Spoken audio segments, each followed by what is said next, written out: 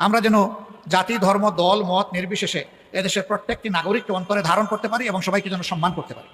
যদি আমরা সবাইকে সম্মান করতে পারি তাহলে সম্মান এবং ভালোবাসার একটা সোসাইটি আমরা পাবো ইনশাল্লাহ। মূলত জামাতের কিন্তু এত ভোট এত সাপোর্ট ছিল না। এত ভোট এত সাপোর্ট আর জামাতের বেড়ে যাওয়ার কারণগুলা কিন্তু এইখানেই।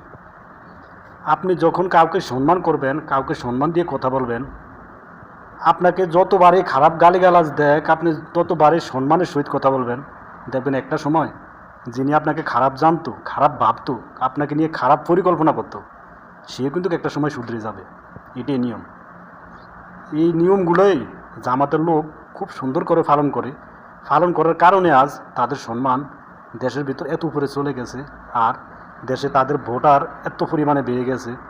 আমার মনে হচ্ছে তাদের এই সততার সৎ ইচ্ছার কারণে একটা সময় বাংলাদেশের প্রত্যেকটা ঘরে ঘরে মনে হয় শিবিরের কর্মী পাওয়া যেত।